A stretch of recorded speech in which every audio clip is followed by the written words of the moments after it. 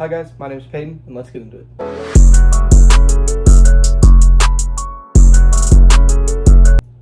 Alright, so first game of the day starts off with an absolute bang with Magic vs. Pacers. Paolo Banchero had the best performance of the day, by far. You can't even argue it. He gave them 37 points at halftime, and ended the game with 50, 13 rebounds, and 9 assists. A near triple-double. And he just looked unstoppable out there on the court. He looked like a man against boys out there, which is what you want to see from a franchise player who is supposed to take them over the hump this year into a top seed in the East, which I think they're also getting great production out of Jalen Suggs, who puts up 25 points in that fourth option on the offense type role.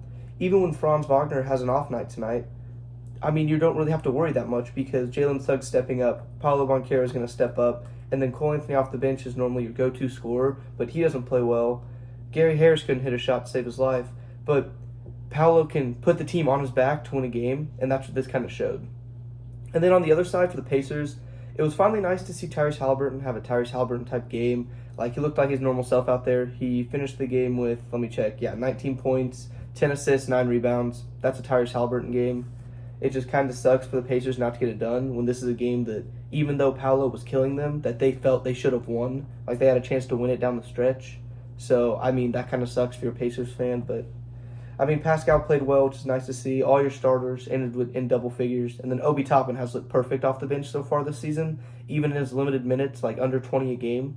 So I think that's really nice to see if you're a Pacers fan. But this definitely felt like a game that they should have won. Then next game of the night, this was Cavs versus Knicks. And I thought Darius Garland, it was finally nice to see him have a good game. I think he ended with 30-some points on the night, which is huge. And then Jared Allen and Evan Mobley are just proving why they're the most dominant defensive big man duo in the league. It feels like no one can score inside on them, which is huge to see if you are a Cavs fan or someone that enjoys that front court or defensive front courts, which is nice to see. And then on the other side is the Knicks. This is definitely Mikal Bridges' best games in the Knicks. Now, I don't think statistically wise, but it felt like he was in his flow out there and he was the best on the court for the team. And it was also nice to see Miles McBride to continue to play like his Sixth Man of the Year candidate. I don't think he had great accounting stats this game, but it wasn't like he was playing terrible. I think he looked more dominant with the ball whenever Jalen Brunson was out of the game. And yeah, he only ended with 14 points, shot 50% from the field, but I liked his feel of the court better than the last game, and he looked like his first game self, which is nice to see if you're a Knicks fan. Next game was Heat versus Pistons. Bam has a stat sheet, but that's something Bam's going to do night in and night out. Bam's a dog. Jimmy Butler plays like Jimmy Butler, which is huge for a team that needs him to pick up his play, and that's kind of nice to see. And then Hero and Rozier have looked amazing in that third and fourth option on the team role. They look like people that can go get a bucket, and they were the real reason why they got the win tonight because they kind of stepped up in their play. And if I'm a Pistons fan, I'm not too disappointed in the loss tonight. Another single-digit loss. They are technically 0-4 on the season, but this does not look like an 0-4 Pistons team that we've seen in the past. This is a good team. Cade Cunningham looks like the guy. He hit 4 threes tonight. If you would have told me Cade Cunningham is hitting 4 threes tonight last season, I would have said you're crazy. So it's nice to see him kind of step into his role. Grabs 8 rebounds, got 6 assists, couple of steals, couple of blocks. That's a great game for Cade Cunningham. And then Tim Hardaway Jr. looks like one of the best acquisitions in the offseason. He's played amazing tonight as well. Jalen Duren played fine. And then Jaden Ivey's kind of stepping into his role as a secondary scorer, which is nice to see for this team who needs someone else to step up, which is great. They didn't get as much production off the bench unit tonight. Mikal Beasley kind of struggled. But Ron Holland, as a rookie, has looked really good. And he's played valuable minutes for a team that arguably you can make a case to be 3-1 right now, which is something great to see from a team. So if I'm the Pistons fans, I'm not too worried. I know that the 0-4 looks bad, but they're not an 0-4 team. Next game, probably the most entertaining game of the night was Nuggets versus Raptors. Nuggets kind of took over in the second half or the fourth quarter and in overtime technically, but the Raptors kind of let this game slip out of their fingers, which just sucks to see. But the Raptors aren't really in a position to be a true contender, and these are the games that the Nuggets need to win if they're going to want to stay in that race in the West. But no. Something that's very evident this season is Jokic needs to take on a higher scoring role for the team with just their bench unit isn't as good as what it has been in past, and he's going to need to be more of that scorer that can put up 35 points a game, 30 points a game if they're going to have a chance to win these games. I think tonight he had 40, and still they only won by 2. So he's really going to need to take more of a scoring load off his team. I thought Christian Braun continues to play well in the absence of KCP, so that's nice to see. He's not really hitting the 3 as much as KCP does, but Christian Braun's one of the better defenders on the roster, and he's more of an in the right spot type of guy. Like, he's going to cut, he's just going to be in the right spot on plays, which is great to see off of first round rookie 2 years ago or so, coming into the team, played well as a rookie, played well last year, and just continued to progress, so that's nice to see. On the Raptors side, Scotty Barnes just passed the stat sheet. He had a great game tonight. I thought that RJ Barrett played amazing in his debut.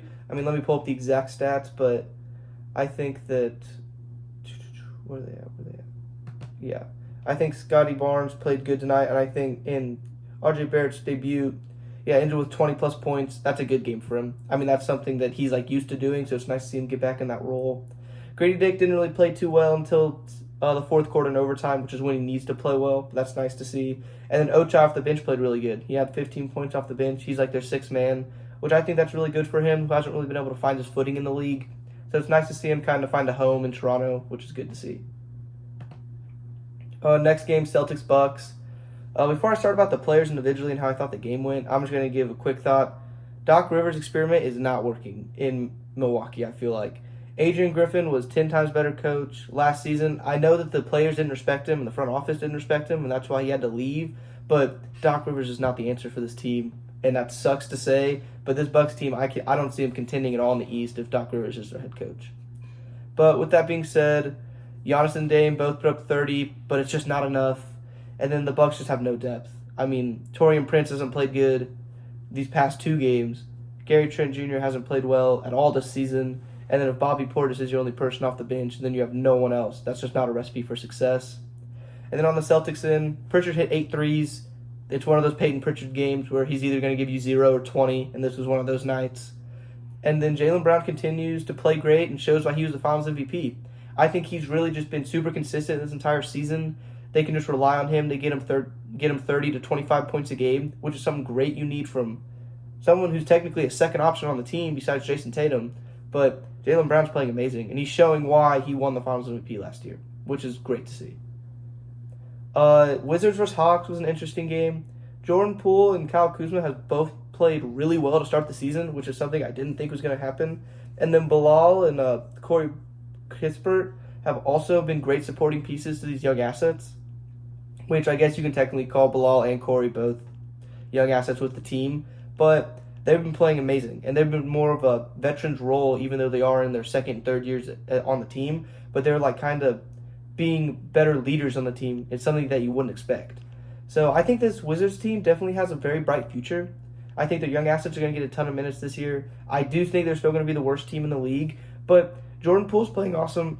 Kyle Kuzma's playing awesome. I mean, this is just a recipe for them to get traded at the deadline for more picks or more young assets or better veterans that are going to help this team grow. So I kind of like what the Wizards are doing right now, and this is a great start to the season I think that they would want, besides being undefeated. For the Hawks, I mean, Trae Young almost has a disappointing triple-double. I mean, that's the nicest way to say it. He didn't play great, but he almost had a triple-double, so there's nothing really that you can attest to that, I guess. But then Jalen Johnson finally plays like his normal self, which is great to see. That's awesome. But for the Hawks, it's kind of cut and dry. They're just a mid-team. They're going to need to win a lot more games. And instead of going 1-1 or 2-3 through road stretches, they're going to need to go on a nice little winning streak here soon. Next game was Rockets vs. Spurs. Jalen Green's hooping. I mean, that's all I'm going to say, really. And then Alperen Sengun looks like the second option on a championship team.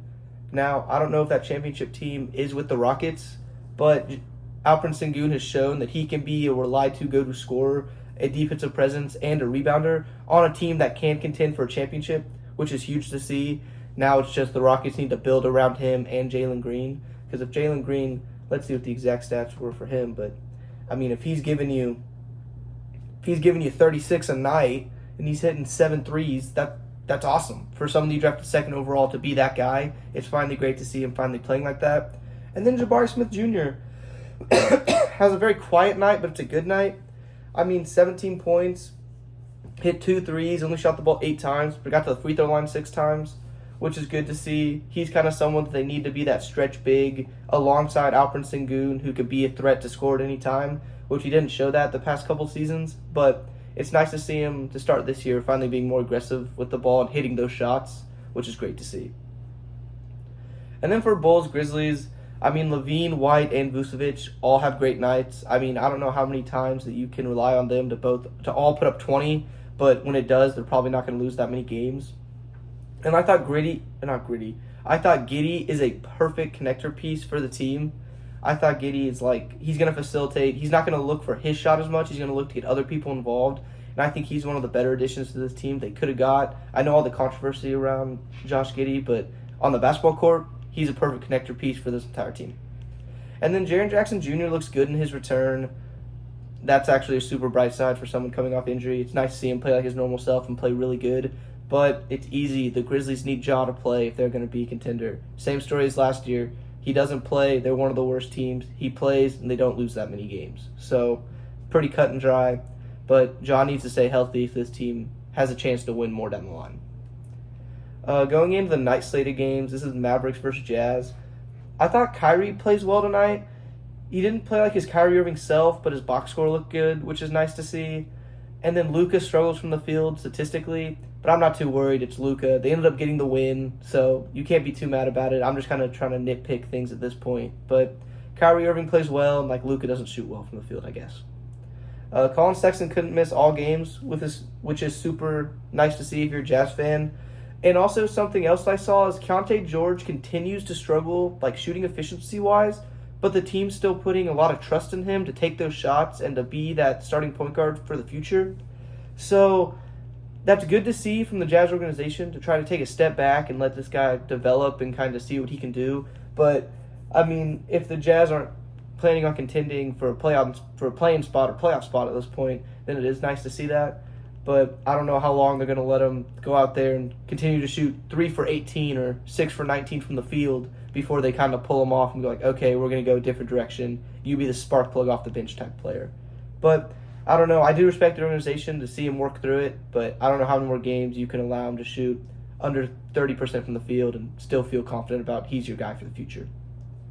For Kings versus Blazers, I mean, the Kings have shown that this year they're going to heavily rely on their starters, and if they're not relying on their starters, it's going to be Malik Monk off the bench for Kevin Huerter. But there's 4 players who will see the court 35 minutes per game, every game I feel like, in De'Aaron, Keegan, DeMontis, and DeMar. I think all of them are going to see the floor 30-plus minutes a night, which is good to see for a team that's we're going to contend now. We're going to try to win a championship this season, or at least make a playoff spot this season. Championship might be a little much, but that's the mindset you have to have for a team that goes out and gets a veteran all-star type player in DeMar DeRozan. And so far, he's fit super well with the team, which is great to see. And then on the Blazers, this is back-to-back games with double-doubles for DeAndre Ayton, which is great to see for the team. But Scoot Henderson is putting up numbers just really efficiently, which I don't really know. It's kind of the same thing with Keontae George for the Jazz. Scoot's coming off the bench, and he's playing six-man minutes, and he's putting up good stats. They're just on really bad efficiency numbers, and he's getting a ton of turnovers. Assist-turnover ratio is not too good this year. He's kind of fouling a lot. He's not a good on-ball defender. But Scoot Henderson, I think the future is bright for him. I think it is really bright for him, but he just hasn't been able to put it together. And this is the year to put it together, especially with Shaden out I'm not for sure what his timeline is, but him not playing right now. And Anthony Simon's kind of struggling, and they need someone else to just give him a spark plug. Scoot Henderson is doing that. It's just super efficient. Now with the last game of the night being the Suns versus Lakers, this one I'm not going to talk too much about. KD and Devin Booker both went off. I mean, they both played amazing, both had 30-plus. Great to see from your 2-star players. And then the Tyus Jones effect is real and it's working. I mean, bringing him in to be that facilitator so other players don't have to facilitate is super nice to see. So Devin Booker can now play as an off guard instead of the point guard, which he had to last year. And that's awesome for this team. And then Anthony Davis looks dominant. He looks like the best big man in the league right now. It's just, he's had, I think, 4 to 3 games of almost near 30 points and 15 rebounds. No one else is doing that. I mean, maybe Giannis is, but not recently. And then Austin Reeves has took his game to another level this season. It looks like he's playing like an all-star caliber player, and he's looked really good on the court. Hey guys, if you enjoy the type of content, feel free to leave a like and subscribe.